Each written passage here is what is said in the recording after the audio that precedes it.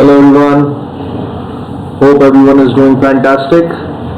I welcome you all to this new lecture, that is lecture number 6 of this lecture series. Hope you people will like it. So जो लोग अभी नए आए हैं उन लोगों के लिए my name is Shashank Awasthi and I have been your instructor for this course of design of steel structure for the past few lectures. ठीक है, मेरे बारे में ये इंट्रोडक्शन यहाँ लिखा हुआ है, आप लोग पढ़ सकते हैं। अगर नहीं पढ़ना तो मैं अपने इंट्रोडक्शन के बारे में बता चुका हूँ इन द फर्स्ट लेक्चर, तो आप पहले लेक्चर को विजिट करेंगे तो आपको पता चल जाएगा। ठीक है, सो लेट्स मूव ऑन। सो पिछली बार हमने कहाँ छोड़ा था इसको? पिछली बार हमने इसको यहाँ छोड़ा था। Basically what we left was that we had this question. And this question was that we had to design a tension member. देखिए, अब आप कहोगे सर आप कह रहे हो कि टेंशन मेंबर की डिजाइन करनी है और ये चैप्टर का नाम तो कनेक्शन है, इसका मतलब क्या है? तो मेरी बात समझने की कोशिश करो। यहाँ पे टेंशन मेंबर जो है, टेंशन मेंबर ये यहाँ है, ये पूरा जो टेंशन मेंबर है, इस टेंशन मेंबर के कनेक्शन की डिजाइन करनी है हमें।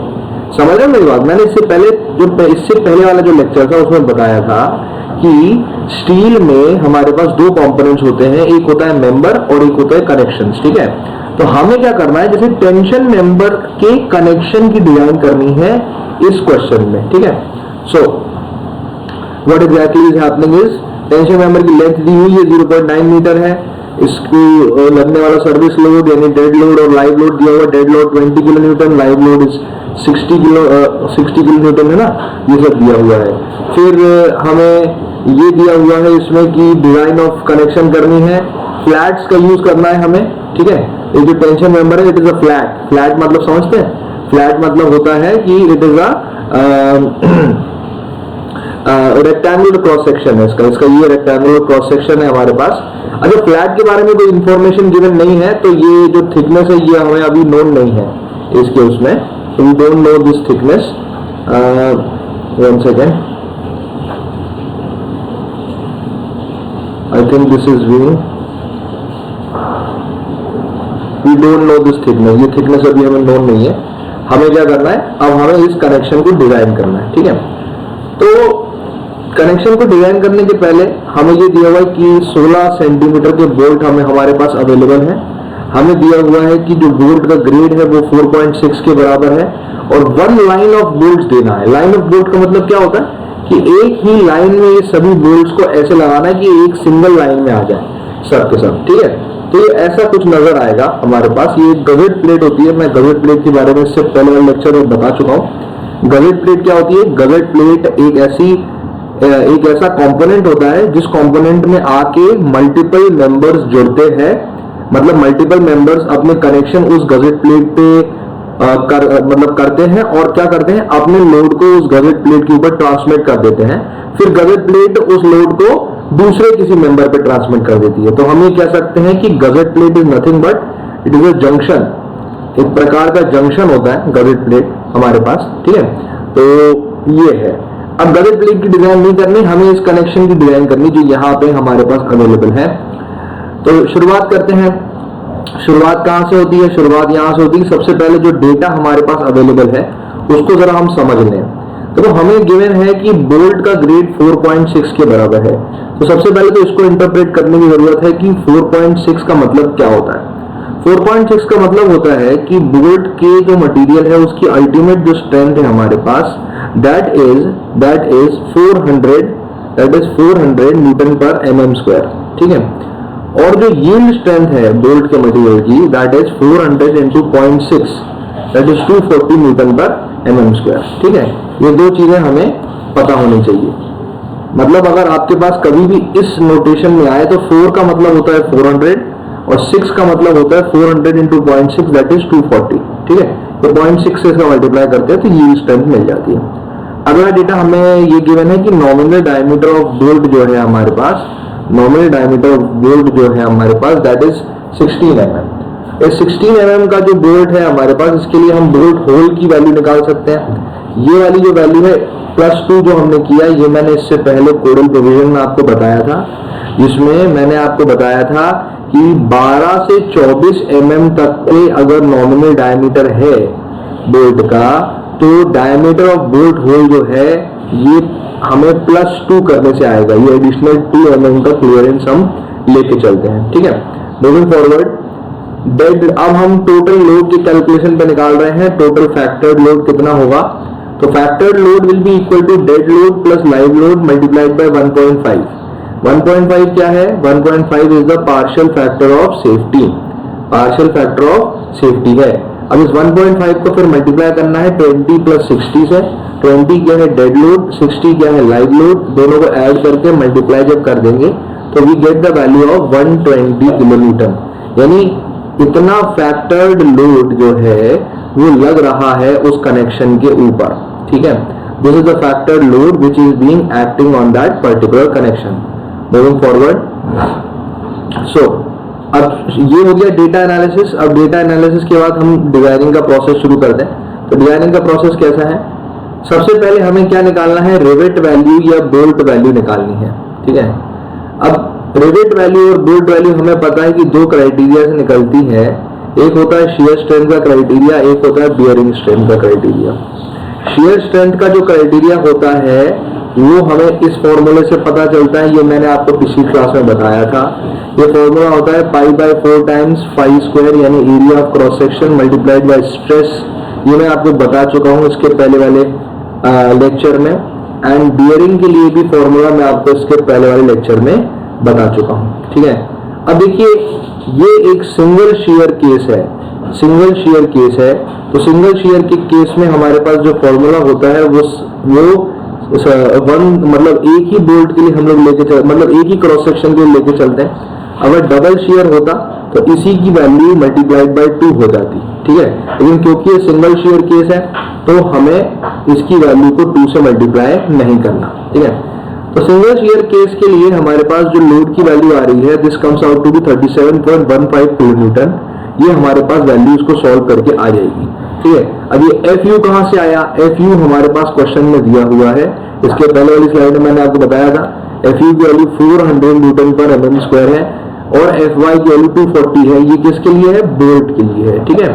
सो इसकी वैल्यू को डायरेक्टली यहाँ पे हम लोग लिख देते हैं। अब देखो समस्या कहाँ जाएगी, समस्या ये जाएगी कि हमें बियरिंग स्ट्रेंथ निकालनी जब होती है तब हमें T की वैल्यू की जरूरत पड़ती है, and T is the thickness of that particular member. अब हमें T की वैल्यू पता ही नहीं है पहले से, तो जब नहीं पता है तो सबसे पहले हमें T की वैल्यू के बारे में पता करना पड़ेगा, तभी हम ये बोल सकते हैं कि ये जो मेंबर है इसकी बियरिंग स्ट्रेंथ कनेक्शन की कितनी आएगी, ठीक है। तो हम T की वैल्यू को कैसे पता करें सर, यहाँ तो मामला फंस गया। हम ऐसे पता करेंगे कि we are going to move to step number 2। In step number 2 we are going to find the tearing strength of plate, ठीक है। और टियरिंग स्ट्रेंथ ऑफ प्लेट को हम क्या करेंगे, टियरिंग स्ट्रेंथ ऑफ प्लेट को हम फैक्टर लोड के बराबर पुट कर देंगे, ठीक है। अब मैंने बताया था इससे पहले वाले लेक्चर में कि टियरिंग स्ट्रेंथ ऑफ प्लेट जो है वो दो क्राइटेरिया से निकाली जाती है। एक क्राइटेरिया होता है ग्रॉस एरिया यील्डिंग का क्राइटेरिया और दूसरा क्राइटेरिया होता है नेट सेक्शन रप्चर का क्राइटेरिया, ठीक है। तो हमने क्या किया, देखो यहाँ पे हमने ग्रॉस एरिया यील्डिंग के क्राइटेरिया के फॉर्मूले को ये लिख दिया है यहाँ पे, और हमने इस क्रॉस सेक्शन में, जो क्रॉस सेक्शन है हमारे पास, ये फ्लैट का क्रॉस सेक्शन मैंने बताया था कि फ्लैट्स आर रेक्टेंगुलर। जब भी आप किसी फ्लैट के बारे में बोलोगे कि I am using a flat as a member, then that member will be a rectangular in shape. तो B और T अब हमें पता करना है कि B कितना होगा और T कितना होगा। तो हम क्या करेंगे, सबसे पहले ग्रॉस एरिया यील्डिंग वाले क्राइटेरिया का उपयोग करके हम उसको इक्वल टू कर देंगे फैक्टर्ड लोड के बराबर पुट कर देंगे। तो ये फैक्टर्ड लोड के बराबर उसे पुट करेंगे तो क्या होगा, तो ये होगा सर कि हम AG यानी ग्रॉस क्रॉस सेक्शन एरिया की वैल्यू को पता कर लेंगे। अब देखो यहाँ पे मेरी बात समझना, ये जो हमारे पास 250 Nm/mm² है ना, ये 250 Nm/mm² is nothing but it is the member की यील्ड स्ट्रेंथ। देखो इससे पहले जो दोनों वैल्यूज 400 और 240 जो हमने देखी थी इसके पहले वाली स्लाइड में, ये वाली स्लाइड में जो 400 है और जो 240 है, ये बोल्ट की अल्टीमेट और यील्ड स्ट्रेंथ शो कर रही है। लेकिन यहाँ पे जो 250 है, जो 250 है हमारे पास यहाँ पे, this 250 is going to this 250, one second, oh, so this 250 is the ultimate strength of, if this 250 is the ultimate strength of, if this 250 is the yield strength of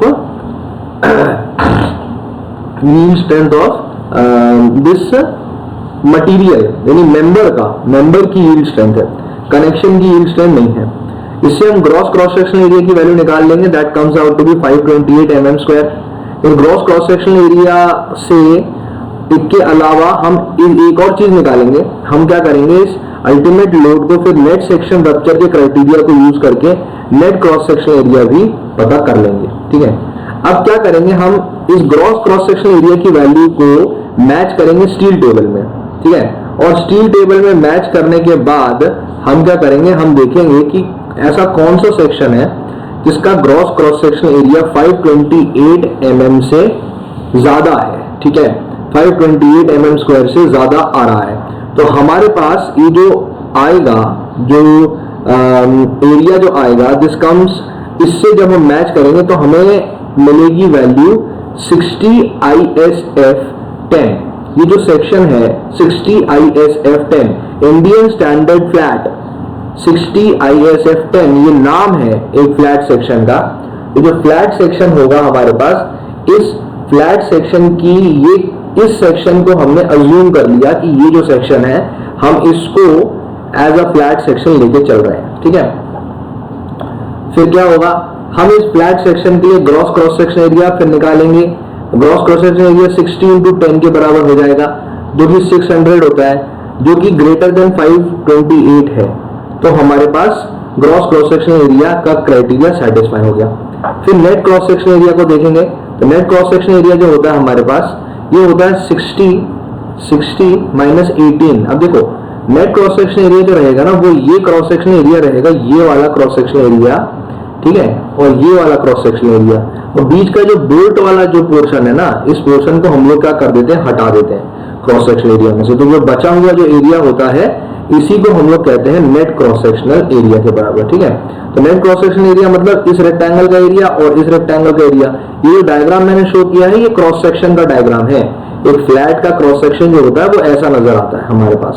ठीक है, जब उस पर होल पंच कर देते हैं तब क्या होगा, हमने 60 माइनस 18 कर दिया, तो 18 is the diameter of bolt hole, और इसको 10 से मल्टीप्लाई कर दिया, तब मेरे पास वैल्यू आई 420, जो कि ज्यादा होती है 406, जो रिक्वायर्ड वैल्यू इससे पहले वाले पोर्शन में मैंने निकाली थी।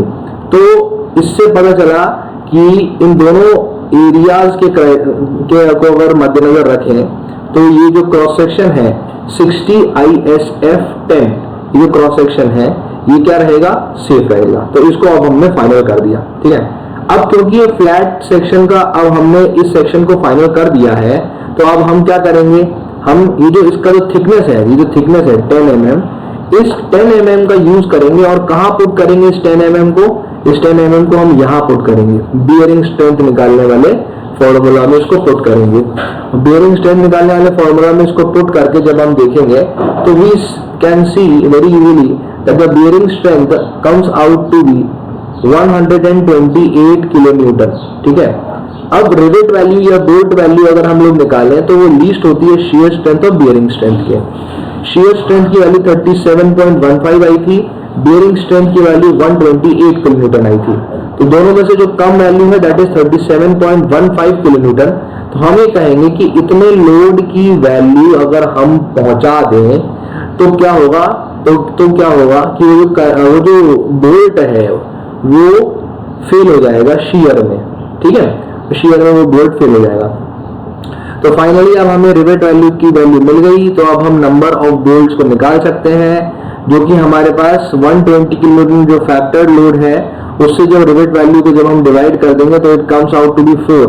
That is 4 is the number of bolts, 4 number of bolts होते हैं उसमें। ठीक है, अब हमें नंबर ऑफ बोल्ट्स भी पता है, हमें क्रॉस सेक्शन के बारे में भी सारी चीजें पता चल गई। तो अब हम क्या करेंगे, हम पिच, एंड और एज डिस्टेंस, इन तीनों की जो वैल्यूज है, इन तीनों की वैल्यूज को हम क्या करेंगे, अकॉर्डिंगली जो मिनिमम और मैक्सिमम का क्राइटेरिया है, उसको मद्देनजर रखते हुए हम इन तीनों की वैल्यू को कुछ वैल्यू अज्यूम करके उसको पुट अप कर देंगे। अब आप कहेंगे कि सर ये मिनिमम और मैक्सिमम वैल्यूज हमें मिलेंगी कहाँ पे? तो इसके पहले वाले लेक्चर अगर आप जाके एक बार वॉच करें तो अब मैंने इससे पहले वाले लेक्चर में इन सभी के मिनिमम और मैक्सिमम वैल्यूज के क्राइटेरिया को डिस्कस किया है, ठीक है। तो वहां पे एक ऑब्जेक्टिव क्वेश्चन वो भी बन सकता है और उसका जो एक्चुअल यूटिलिटी है यानी पिच, एज और एंड डिस्टेंस के क्राइटेरिया की जो एक्चुअल यूटिलिटी है वो इस क्वेश्चन के एंड यानी आखिरी स्टेप में देखने को मिलती है, ठीक है। तो अगर पिच हमारे पास जैसे मान लो 35 mm से 50 mm के बीच में है तो कोई भी वैल्यू आप अज्यूम कर सकते हो। या 35 से 50 के बीच में है तो 40 mm लेके चल लो पिच को, ठीक है। सिमिलरली एज और एंड डिस्टेंस को भी अपन लोगों को सफिशिएंटली प्रोवाइड करना पड़ेगा, ठीक है।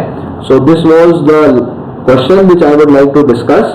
Now we are moving forward to the new topic that is eccentric connections in bolted, eccentric bolted connections के बारे में अब हम बात कर रहे हैं। तो देखिए एक्सेंट्रिक मतलब क्या होता है? जब जो लोड है उसका एप्लीकेशन उस बोल्ट ग्रुप के सेंटर ऑफ ग्रेविटी के अलावा किसी दूसरी जगह पे आ जाए, यानी the line of action of this load does not coincide with the centre of gravity of the bolt group, then the connection is known as the eccentric connection, ठीक है। यानी इसका फिर से बोलूंगा, इस लोड का जो लाइन ऑफ एक्शन है वो इसके सेंटर ऑफ ग्रेविटी के एक्सिस से दूरी पे जब लाई करता है तो हम उसे कहते हैं एज एक्सेंट्रिक कनेक्शन। अब एक्सेंट्रिक कनेक्शन हमारे पास दो टाइप के होते हैं, in plane eccentric connection and out of plane eccentric connection. In plane eccentric connection जो होता है उसमें क्या होगा, एक लोड होगा, उस लोड को किसी एक्सेंट्रिसिटी पे हम रखेंगे और ये जो लोड होगा ये हमारे पास दो इफेक्ट्स जनरेट करेगा। पहला इफेक्ट जनरेट करेगा शियर का और दूसरा इफेक्ट ये जो जनरेट करेगा वो जनरेट करेगा टॉर्शन का, ठीक है। तो शियर और टॉर्शन ये दो मैकेनिज्म होते हैं जो यहाँ पे वर्क करते हैं और शियर और टॉर्शन की साठ गांठ से हमें एक फाइनल स्ट्रेस की वैल्यू मिलती है जिसकी वैल्यू को फिर हम रिवेट वैल्यू से कंपेयर करते हैं, ठीक है। हम धीरे धीरे समझेंगे सारी चीजों को। अभी इतना समझना है कि इस केस में shear, direct shear and torsional shear are playing the major role. अब आते हैं आउट ऑफ प्लेन एक्सेंट्रिसिटी पे। तो आउट ऑफ प्लेन एक्सेंट्रिसिटी ऐसी होती है जहां पे बेंडिंग और शियर और टेंशन, ठीक है, बेंडिंग, शियर, टेंशन और टीयरिंग, ये जो चार फिनोमेना है ये यहाँ पे आते हैं। यहाँ पे टॉर्शन नहीं आता। आउट ऑफ प्लेन एक्सेंट्रिसिटी आप देखो ये यहाँ पे बोल्ट ऐसे लगे हुए हैं तो जब ये यहाँ घूमेगा तो क्या करेगा, इसको इस बोल्ट के अंदर टेंशन लगेगा, इसको बाहर निकालने की कोशिश की जाएगी, ठीक है। सिमिलरली बेंडिंग भी एक्ट करेगी और सिमिलरली शियर भी एक्ट करेगा, ठीक है। तो शियर आएगा, बेंडिंग आएगा, टीयरिंग आएगा, लेकिन टॉर्शन नहीं आएगा। इस केस में टॉर्शन नहीं होता, इस केस में टॉर्शन होता है, ठीक है। अब डिटेल में पढ़ते हैं इन सब चीजों को। इन प्लेन एक्सेंट्रिसिटी को कैसे अपन लोग सॉल्व करेंगे इसके न्यूमेरिकल। तो देखिए जैसे मैंने यहाँ एक एग्जांपल लिया है कि ये हमारे पास एक लोड है जो ई डिस्टेंस पे सेंट्रल इनकी ये जो पॉइंट है this is the centre of gravity of these 4 bolts. इन 4 बोल्ट्स की सेंटर ऑफ ग्रेविटी जो है वो यहाँ पे लाई करती है और ये वो एक्सिस है जो इसका सेंटर ऑफ ग्रेविटी से पास कर रहा है। तो इस एक्सिस से कुछ एक्सेंट्रिसिटी की दूरी पे यहाँ पे लोड लग रहा है। अब हमें बताना है कि ये जो बोल्ट हमने यहाँ उपयोग किया है ये बोल्ट सेफ है कि नहीं है, ठीक है। हमें बताना है इस बोल्ट के बारे में कि कितने mm डायमीटर के बोल्ट का उपयोग करना है और जितने mm डायमीटर के बोल्ट का उपयोग किया वो बोल्ट सेफ होगा या नहीं होगा, ठीक है। तो पता करते हैं जरा एक बार। तो कनेक्शन का मतलब यही है कि कनेक्शन की सेफ्टी ही तो सबसे बड़ी चीज है कि हमारे को ये पता चल जाए कि इतने लोड के लिए जो बोल्ट्स है इनमें से देखो एक भी बोल्ट नहीं टूटना चाहिए, सभी बोल्ट बिल्कुल सलामत बने रहने चाहिए, ठीक है। तो हमें क्या चूज करना पड़ेगा, उस एक बोल्ट को चूज करना पड़ेगा जिस एक बोल्ट के ऊपर मैक्सिमम फोर्स लग रही है, ठीक है। और जिस बोल्ट पे मैक्सिमम फोर्स इंड्यूस हो रही होगी उसी बोल्ट को हम कहते हैं क्रिटिकल बोल्ट। क्या कहते हैं? Critical bolt. या क्रिटिकली स्ट्रेस्ड बोल्ट, ठीक है। तो क्रिटिकली स्ट्रेस्ड बोल्ट की को सबसे पहले हमें ढूंढना है और उस पर लगने वाले फोर्सेस को पहले कैलकुलेट करना है, ठीक है। तो देखो मैंने इससे पहले बताया था कि इस टाइप के कनेक्शन में हमें डायरेक्ट शियर देखने को मिलता है और एक टॉर्शनल शियर देखने को मिलता है। Direct shear is nothing but it is always acting in the downward direction. First thing is this, ये F1 जो है ये डायरेक्ट शियर है, ये डाउनवर्ड डायरेक्शन में भी एक्ट कर रहा है और इसका फॉर्मूला जो होता है वो ये होता है, that is the total load which is applied, ये P, ये वाला P है, the total load that is applied divided by the total cross sectional area of all the bolts. सभी बोल्ट्स के क्रॉस सेक्शनल एरिया को जब हम add कर देंगे तो ये वैल्यू हमें मिलेगी, and the cross sectional area of a single bolt, इससे मल्टीप्लाई करना है। तो हम ये कह सकते हैं कि basically this is nothing but this is the proportional distribution of force with respect to the area of cross section of bolt. यानी बोल्ट के एरिया ऑफ क्रॉस सेक्शन से के प्रोपोर्शन के अनुसार, यानी उसके अनुपात के अनुसार हम क्या करेंगे, इस लोड को उन बोल्ट्स में बांट देंगे। यानी एक बोल्ट जिसका ज्यादा एरिया ऑफ क्रॉस सेक्शन होगा उसमें ज्यादा फोर्स आएगी डायरेक्ट शियर की, जिसका कम एरिया ऑफ क्रॉस सेक्शन होगा उसमें कम फोर्स आएगी एरिया डायरेक्ट शियर को की, ठीक है।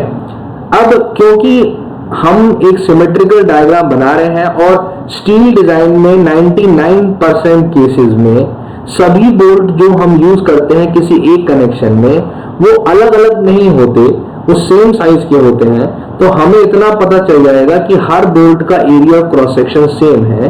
तो जब सभी बोल्ट का area of cross section same होगा तो ऑब्वियस सी बात है कि हम डायरेक्टली ये लिख सकते हैं कि हर बोल्ट यानी एक एक बोल्ट पे जो डायरेक्ट शियर लग रहा है उसकी वैल्यू है P1 P1 divide by N। तो P1 है क्या, P1 इज दिस लोड, ये वाला लोड होता है P1, है ना, जो एक्सटर्नली यहाँ पे अप्लाई किया गया है। अब आते हैं टॉर्शनल शेयर पे। तो देखो टॉर्शनल शेयर के लिए ये वाला फॉर्मूला वैलिड होता है। ये फॉर्मूला क्या है, ये फॉर्मूला हमारे पास अगर हम इसकी जड़ पे जाएं तो this formula comes out from the formula of torsional in circular members. हम क्या करते हैं ना, हम अज्यूम कर लेते हैं कि इसके सेंट्रल पॉइंट के अबाउट एक मोमेंट एक्ट कर रहा होगा और ये जो मोमेंट है ये टॉर्शन का इफेक्ट जनरेट कर रहा होगा इन सभी बोल्ट्स पे। और ये जो बोल्ट्स हैं हम अज्यूम कर लेते हैं कि ये सभी बोल्ट्स एक सर्कुलर या मेंबर की पेरीफेरी पे लाई करते हैं। तो इन सभी बोल्ट्स पे लगने वाला जो शियर स्ट्रेस होगा, that shear force will be perpendicular to the line joining the centre of gravity and the bolt. यानी ये जो लाइन है जो इसकी सेंटर ऑफ ग्रेविटी, ये इसकी सेंटर ऑफ ग्रेविटी है, इसकी सेंटर ऑफ ग्रेविटी और इसके बोल्ट इन दोनों के बीच की जो ये जो लाइन है इससे 90 डिग्री के एंगल पे जो फोर्स लगेगा that will be known as the torsional shear force. और ये जो टॉर्शनल शियर फोर्स है इसका फॉर्मूला होता है P1 into E, that is the moment, ये मोमेंट है हमारे पास, ये P1 into E, this is the moment. इसको मल्टीप्लाई करते हैं हम लोग divided by sigma AI RI का square multiplied by AI RI, ठीक है। अब क्योंकि हमें पता है कि AI इज कांस्टेंट, हमें ये पता है AI is constant, so AI की वैल्यू को हम कॉमन निकाल लेंगे इसमें से और इन दोनों AI की वैल्यू को कैंसिल कर देंगे। तो ये this is going to be the final formula, that is F2 is equal to P1E divide by sigma R square into R square. यहाँ R स्क्वायर में मैंने एक चीज नहीं लिखी है, RI लिख दीजिए इसको। I जहां पे I वेरीज मतलब I की वैल्यू 1, 2, 3 कुछ भी हो सकती है, ठीक है। So this is the thing. तो क्या होगा, अब इसको देखो, ये ऐसे समझ में नहीं आएगी पूरी तरीके से चीजें। जब हम इस पे एक न्यूमेरिकल सॉल्व करेंगे तो ये ज्यादा अच्छे से ये वाली चीज हमें समझ में आएगी, ठीक है। तो आगे बढ़ते हैं। जब हमें अब देखिए, अब हमें F1 और F2 इन दोनों की वैल्यू के बारे में पता चल गया, तो हमने F1 और F2 की दोनों की वैल्यू को इस फॉर्मूले में पुट कर दिया। ये फॉर्मूला हमने बचपन में पढ़ा है, ये वेक्टर एडिशन का फॉर्मूला होता है, जहां पे दो फोर्सेस F1 फोर्स और F2 फोर्स हमारे पास लग रही है तो उनके वेक्टर एडिशन से हम एक रिजल्टेंट फोर्स की वैल्यू को पता करते हैं और इस रिजल्टेंट फोर्स की वैल्यू को हम डायरेक्टली पुट अप करते हैं, जिससे हम इस फॉर्मूले में F1 F2 और cos थीटा, एक थीटा की वैल्यू को हम इसमें यूज करेंगे। तो अब आप पूछेंगे सर ये थीटा क्या है? ये थीटा वो एंगल होता है जो डायरेक्ट शियर फोर्स और टॉर्शनल शियर फोर्स के बीच में लाई करता है। इस एंगल की वैल्यू को हमें कैलकुलेट करना है।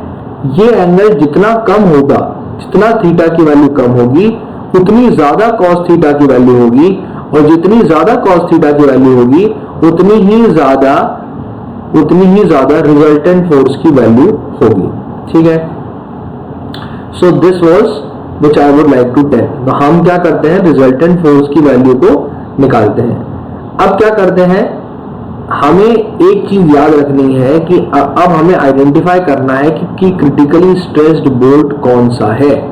तो क्रिटिकली स्ट्रेस्ड बोल्ट वो बोल्ट होता है जिसमें थीटा की वैल्यू मिनिमम होती है और आर आई की वैल्यू मैक्सिमम होती है। यानी थीटा मतलब क्या, the angle between the direct shear and the torsional shear is known as theta.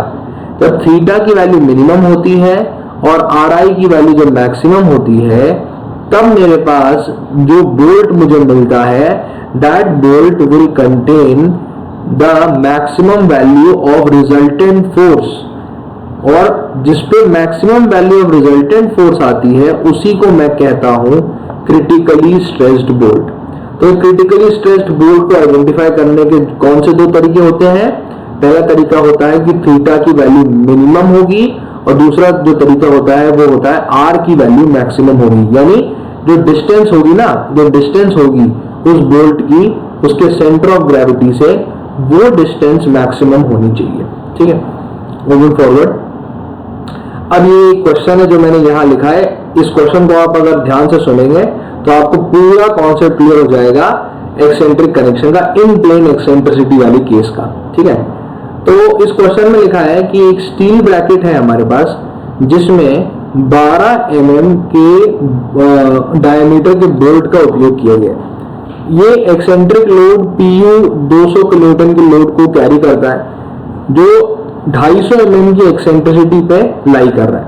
हमें चेक क्या करना है कि जो बोल्ट हमने लगाए हैं, 22 mm के जो बोल्ट हमने लगाए हैं, वो बोल्ट सेफ है भी या नहीं है।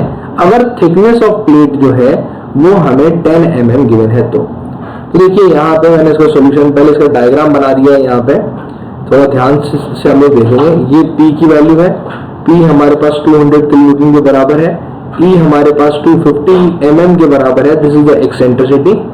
और ये जो डिस्टेंस है दिस इज 80 mm, यानी बोल्ट के से बोल्ट की जो दूरी है वर्टिकल दूरी, दैट इज 80 mm।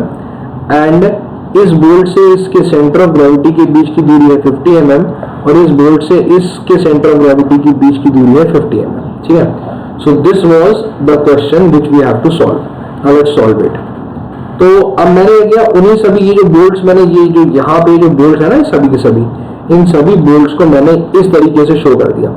ठीक है, अब इसमें क्या है कि 3 बोल्ट ये हो गए ऊपर वाले, 3 बोल्ट ये हो गए ये वाले, 3 बोल्ट ये हो गए ये वाले नीचे वाले, और 3 बोल्ट ये हो गए ऊपर वाले, जो मैं आपको यहाँ शो कर रहा हूँ। अब क्या हो रहा है, अब ये हो रहा है कि बोल्ट से बोल्ट की जो वर्टिकल डिस्टेंस है दिस इज 80 mm, एंड इस बोल्ट से ट्रांसवर्स एक्सिस की जो डिस्टेंस है दिस इज 50 mm। ये मैंने यहाँ पे आपके सामने लिख रखी है। ठीक है, तो हम क्या करेंगे, सबसे पहले कि कोई भी 3 बोल्ट जो ये जैसे मान लो ये है और ये है, इन तीनों बोल्टों की दूरी इसकी सेंटर ऑफ ग्रेविटी से पता करने की कोशिश करेंगे।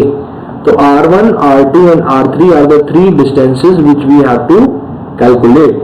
R1 इज इस ट्रायंगल को अगर हम कंसीडर करें तो 40 mm और 50 mm की दूरी पे ये दोनों लेंथ है हमारे पास।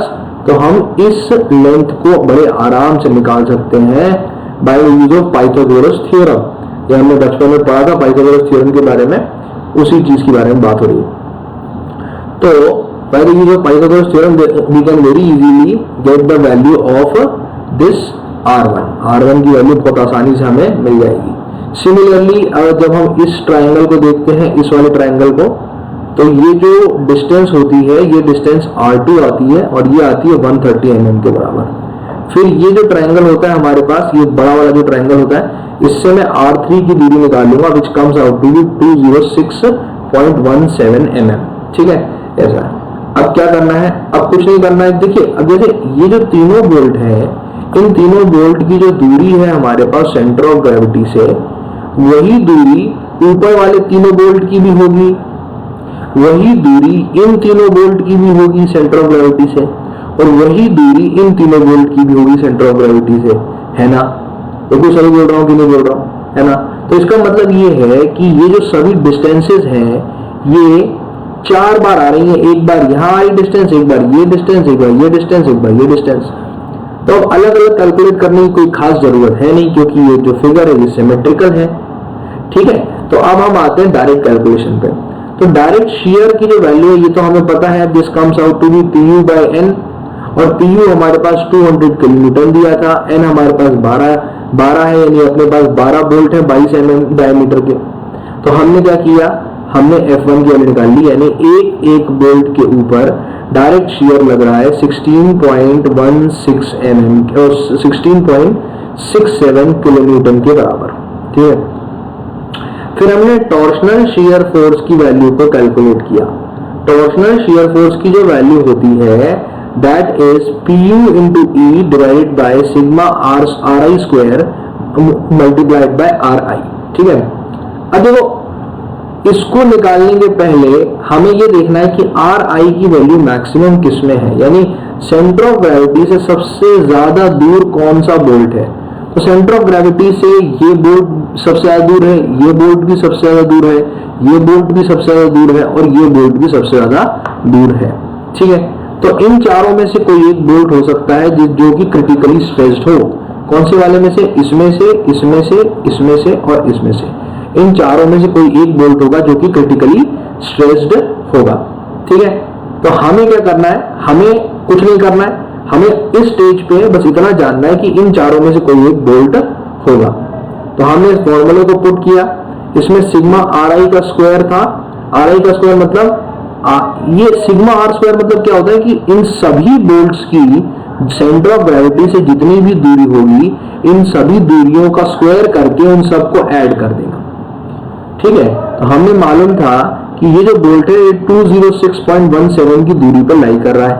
इसका स्क्वायर हमने कर दिया, फिर इसका स्क्वायर हमने कर दिया, फिर इसका स्क्वायर हमने कर दिया, और इन तीनों को ऐड कर दिया। ठीक है, तो इन तीनों को ऐड करने के बाद ये देखा हमने कि जो ये बाकी 3 क्वाड्रेंट जो है, इन तीनों में भी वही वैल्यू रहेगी R की, मैंने पहले ही बताया है। तो हमने क्या किया, इनका स्क्वायर करके ऐड कर दिया और फिर उसी वैल्यू को 4 से मल्टीप्लाई कर दिया, तो हमें डायरेक्टली ये वैल्यू डिनोमिनेटर की यहाँ पे मिल जाएगी। ठीक है, अब R क्या है, R is the maximum distance from the centre of gravity to the bolt. इसकी वैल्यू हमारे पास गिवन कितनी थी, 206.15, ठीक है, 17 mm के बराबर। ये PU की वैल्यू 200 किलोमीटर ही रहेगी। E की वैल्यू मेरे पास 250 mm दे रखी है। इस पूरे को जब मैं सॉल्व करूंगा तब मुझे वैल्यू मिलेगी 40.58 किलोन्यूटन की। तो this is the torsional shear stress value, sorry torsional shear force value, and this is the direct shear force value. अब हमें थीटा की वैल्यू को कैलकुलेट करना है। तो हम देखो, मैंने तो डायरेक्टली आपको एक थंब रूल मैं बताऊंगा यहाँ पे कि हमेशा ये वाला जो बोल्ट होता है ना, कौन सा वाला बोल्ट, जो सबसे राइट हैंड कॉर्नर वाला जो बोल्ट होता है, ये हमेशा मैक्सिमम स्ट्रेस लेता है, यानी ये हमेशा क्रिटिकल होता है। ठीक है, ये हमेशा क्रिटिकल आपको मिलेगा, लगभग हर सवाल में यही बोल्ट क्रिटिकली स्ट्रेस्ड होगा। लेकिन अगर आपको मेरी बात नहीं माननी तो आप एक काम कर सकते हो, आप इन चारों बोल्ट के लिए ट्रायंगल्स बनाइए और इन ट्रायंगल को बना के इन दोनों फोर्सेस के बीच के एंगल को निकालिए। तो जिस बोल्ट के लिए ये जो एंगल जो है, थीटा जो एंगल है, इसकी वैल्यू मिनिमम आएगी, उसी बोल्ट को हम क्रिटिकली स्ट्रेस्ड बोल्ट बोलेंगे। मैं तो सबसे राइट हैंड कॉर्नर वाले बोल्ट के लिए थीटा की वैल्यू निकालूंगा, क्योंकि ये मेजॉरिटी केसेस में देखा गया है कि वो क्रिटिकली स्ट्रेस्ड है। तो इसके लिए थीटा की वैल्यू निकाली तो वो वैल्यू आ गई मेरे पास 75.96 डिग्रीज। और फिर मैंने रिजल्टेंट वाले फॉर्मूले में सभी वैल्यूज को पुट कर दिया, तो मेरे पास ये जो रिजल्टेंट वैल्यू आई ये आई 47.46 किलोन्यूटन के बराबर। ये 47.46 जो किलोन्यूटन है, this is the resultant force which is being applied on the critically stressed bolt. ठीक है, अगर इस क्रिटिकली स्ट्रेस्ड बोल्ट को सेफ रहना है तो ये जो रिजल्टेंट फोर्स इस पे अप्लाई हो रही है ये रिवेट वैल्यू से कम होनी चाहिए। तो रिवेट वैल्यू कितनी दे रखी है, 70.23 किलोमीटर, सॉरी रिवेट वैल्यू नहीं, तो रिजल्टेंट फोर्स कितनी दे रखी है 47.46 किलोमीटर, ये हमने अभी कैलकुलेट की। अब रिवेट वैल्यू को हमें कैलकुलेट करना पड़ेगा। रिवेट वैल्यू क्या होती है, शियर स्ट्रेंथ और बियरिंग स्ट्रेंथ ऑफ बोल्ट में से जो लीस्ट होता है that is the rivet value, ये हमें पता है। और इससे पहले वाले क्वेश्चन में हमने शियर और बियरिंग स्ट्रेंथ के फॉर्मूला यूज करके रिवेट वैल्यू निकाली भी थी, तो उसी प्रोसेस को यूज करके हम रिवेट वैल्यू यहां पे पुट करेंगे, तो जो हमें कैलकुलेट हो पाएगी 70.23 किलोन्यूटन के बराबर। इसका मतलब यह है कि कम से कम 70.23 किलोन्यूटन का तो लोड चाहिए ही, तभी जाके ये क्रिटिकली स्ट्रेस्ड जो बोल्ट है ये फेल होगा। समझ रहे मेरी बात? लेकिन इस क्रिटिकली स्ट्रेस्ड बोल्ट पे एक्चुअली फोर्स कितनी लग रही है, 47.46 किलोन्यूटन, जो कि कम है 70.23 से। इसका मतलब क्या है कि ये जो क्रिटिकली स्ट्रेस्ड जो बोल्ट है ये हमारे पास सेफ रहेगा। ये जो क्रिटिकली स्ट्रेस्ड जो बोल्ट है ये हमारे पास क्या रहेगा, सेफ रहेगा। अगर ये सेफ है, यानी जो क्रिटिकली स्ट्रेस्ड वाला है ये अगर सेफ है, इसका मतलब है कि जो बचे हुए बाकी जितने बोल्ट हैं, 11 बोल्ट जो बचे हुए हैं वो भी सेफ रहेंगे। समझ रहे हो मेरी बात को? हम उसी बोल्ट के ऊपर लगने वाले फोर्स को निकालते हैं जिस बोल्ट पे मैक्सिमम फोर्स लग रहा होता है। अगर ये वाला बोल्ट सेफ रह गया तो इसका मतलब ऑब्वियसली बाकी बचे हुए बोल्ट जिन पे कम फोर्स लग रही है वो तो सेफ अपने आप ऑटोमेटिकली हो जाएंगे। ठीक है, so this is how we solve. इस हिसाब से हम ये कह सकते हैं जो कनेक्शन है ये सेफ हमारे पास रहेगा। ठीक है, अब दूसरे टाइप की एक्सेंट्रिसिटी होती है आउट ऑफ प्लेन एक्सेंट्रिसिटी। हमारे पास आउट ऑफ प्लेन एक्सेंट्रिसिटी क्या होती है? Out of plane eccentricity is, मैंने ये डायग्राम बनाया है, मैंने आपको बताया था कि आउट ऑफ प्लेन एक्सेंट्रिसिटी में इससे पहले वाले उसमें मैंने आपको बताया था, एक मिनट, इस वाली स्लाइड में मैंने आपको बताई थी एक बात, एक minute,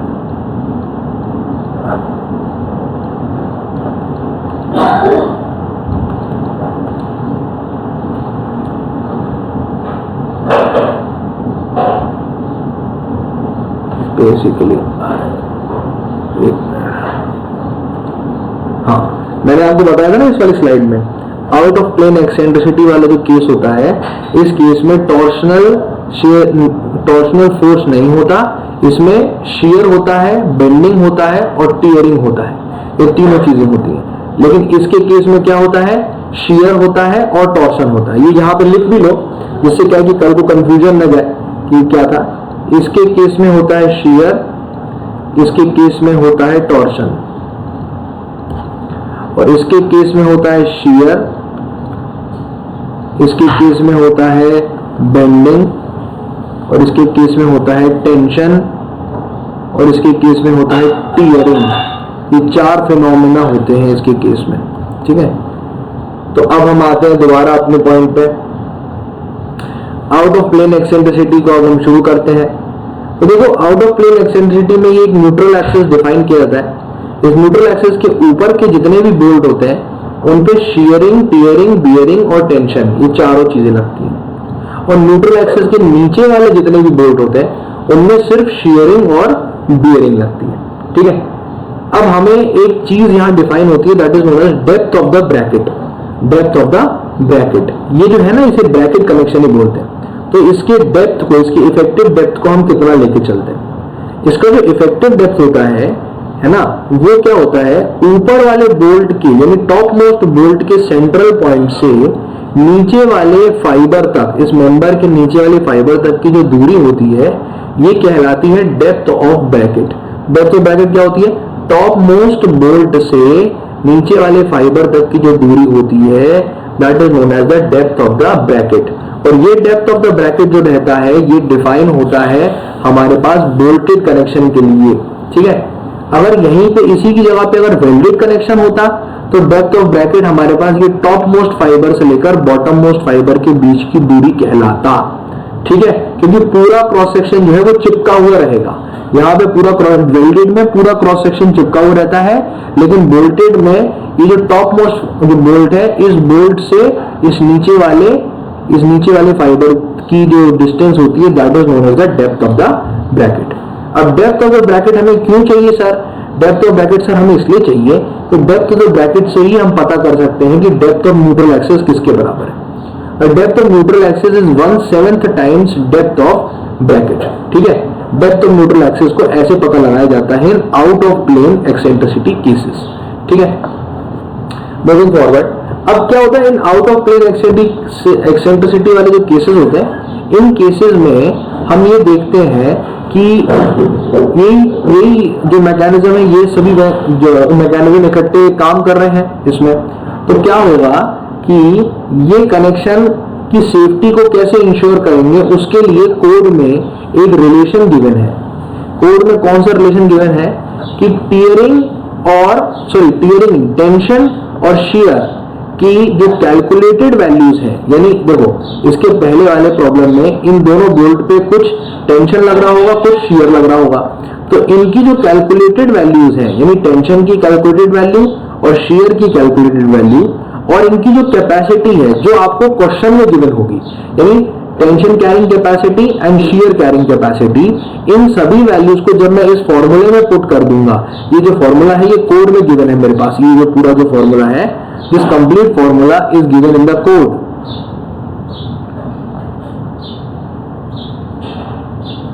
this formula is given in the code. तो इस फॉर्मूले में जब मैं इस वैल्यू को पुट कर दूंगा तब मैं डायरेक्टली कह सकता हूं कि जो कनेक्शन है वो सेफ हो कहलाएगा, सॉरी वो कनेक्शन जो है that will come out to be safe, ठीक है। तो हमें क्या करना है, हमें बेसिकली हर प्रॉब्लम के लिए क्या करना है, इस पीटी कैलकुलेटेड की वैल्यू को निकालना है और इस पीएस कैलकुलेटेड की वैल्यू को निकालना है। ये दोनों वैल्यू हमें क्वेश्चन में गिवन होंगी और फिर हम डायरेक्टली इस रिलेशन में इसको पुट कर देंगे तो हम ये बता सकते हैं कि वो कनेक्शन सेफ है या नहीं है, ठीक है। अब इसी को मद्देनजर रखते हुए अब हम एक प्रॉब्लम को जरा सॉल्व करने की कोशिश करते हैं। ये एक आउट ऑफ प्लेन एक्सेंट्रिसिटी का प्रॉब्लम है। आउट ऑफ प्लेन एक्सेंट्रिसिटी के प्रॉब्लम में ये लोड लगा है कुछ पीयू। ये पीयू का जो लोड है ये 100 mm की दूरी पर लग रहा है, यहाँ पे 100 mm की एक्सेंट्रिसिटी पे लग रहा है यहाँ पे, और ये जो ऊपर वाला बोल्ट है जो नीचे वाला बोल्ट है इन दोनों के बीच की दूरी दी हुई है 100 mm मेरे पास यहाँ पे, ठीक है। तो अब हमें क्या करना है, हमें ये बताना है कि इस पीयू की वैल्यू कितनी होगी, what will be the value of PU so that this connection is safe, ये कनेक्शन सेफ बना रहे। तो उसके लिए क्या होगा कि हमें सबसे पहले पीयू की वैल्यू को कैलकुलेट करना है। तो पीयू की वैल्यू को कैलकुलेट करने के लिए हमें इस रिलेशन को जस्टिफाई करना जरूरी है। जब ये रिलेशन जस्टिफाइड रहेगा तो हम ये कह सकते हैं कि वो जो पीयू की वैल्यू जो कैलकुलेट हुई है वो वैल्यू हमारे पास सही है, ठीक है। तो उसके लिए सबसे पहले पीएस कैलकुलेटेड की वैल्यू को निकालना है।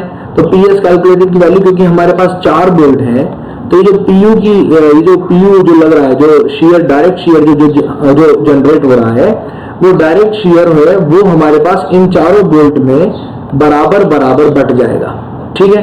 तो ये जो चारों बोल्ट है ये 1/4 इसकी वैल्यू पीयू की वैल्यू को आपस में डिस्ट्रीब्यूट कर लेंगे, ठीक है। तो this will be the value of PS calculated.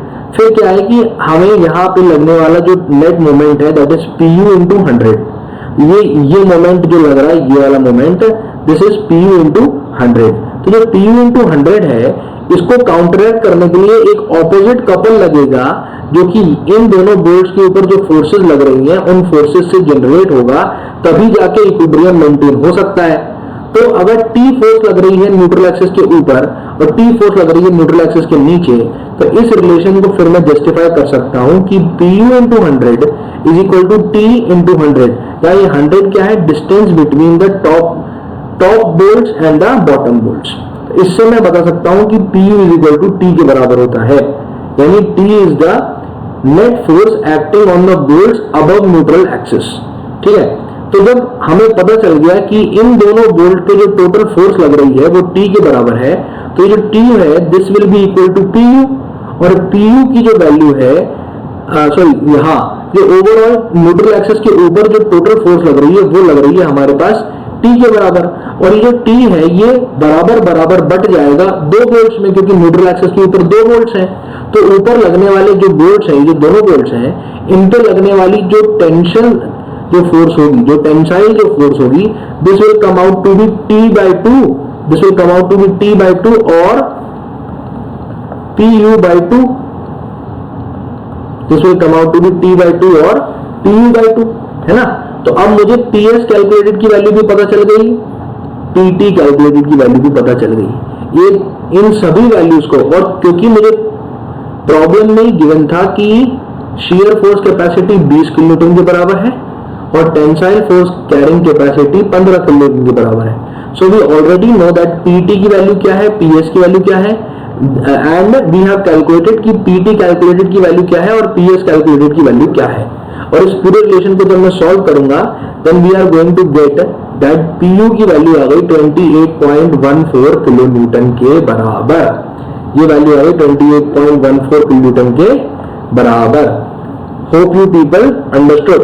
तो इतने किलो न्यूटन का लोड जब मैं इंपोज करूंगा इस कनेक्शन के ऊपर, तब ये कनेक्शन क्या रहेगा, then this connection will be safe, then this connection will be safe.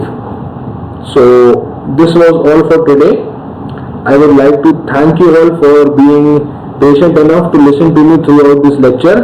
This lecture is quite a complicated one, but I have full trust, full faith in you that you people will practice more and more previous year questions, more and more previous year questions of GATE and ESE.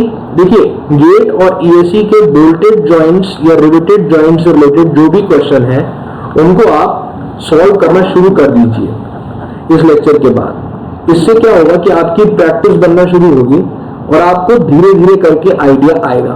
ठीक है, देखिए ये सब चीजें कोई 1 घंटे के lecture में या 2 घंटे के लेक्चर में इन सब चीजों को 100% नहीं समझ में आती। ठीक है, 100% आप नहीं समझ सकते इन सब चीजों को। ये सब चीजें टाइम के साथ और प्रैक्टिस के साथ ही आप इन सब चीजों में महारत हो पाएंगे। तो प्रैक्टिस करते रहिए और आशा करता हूं कि आप समय के साथ इनके जितने भी क्वेश्चन हैं उन सबको सॉल्व कर पाएंगे। मेरे जितने भी नोट्स हैं जो मैं अभी तक आपको पढ़ा रहा हूं, वो इन सभी नोट्स में से 90% सवाल आपसे बहुत आराम से बन जाएंगे, जो कि न्यूमेरिकल बेस्ड होंगे, और देखिए गेट में जो क्वेश्चन आते हैं वो न्यूमेरिकल बेस्ड ही होते हैं, बेसिक न्यूमेरिकल्स आते हैं। They don't ask you rocket science, वो इतना बड़ा बड़ा डिजाइन करने का नहीं बोलते वो लोग, काफी सिंपल क्वेश्चन आते हैं। उन क्वेश्चंस को बस हमें अगर एक बेसिक आइडिया भी रहना है, थोड़ा बहुत भी अगर देखा वो क्वेश्चन वहां दिख गया पेपर में, तो हम उसको सही कर ले जाते हैं। ठीक है, that is why I am asking you to practise more and more questions of previous year for GATE and ES। ठीक है, मैं जितना लेक्चर सीरीज में कवर करा सकता हूँ, जितनी प्रैक्टिस करा सकता हूँ वो तो मैं कराऊंगा ही, लेकिन आपको अपनी तरफ से भी एफर्ट डालना पड़ेगा। ठीक है, so I hope you people like this video. If you people liked it, then hit the like button. जो like button है नीचे, उसको जाके धीरे से आप अगर दबा देंगे तो लाइक हो जाएगा ये वीडियो। लाइक होने से मुझे पता चल जाएगा कि आपको ये सब चीजें समझ में आ रही है। ठीक है, मैं आपको मिलूंगा अगले सेशन में विद अ न्यू लेक्चर, और अब हम लोग शुरू करेंगे अगले लेक्चर में वेल्डेड जॉइंट्स। अगले लेक्चर का टॉपिक होगा वेल्डेड जॉइंट्स या वेल्डेड कनेक्शंस। ठीक है, thank you all for being patient enough to listen to me. Thank you.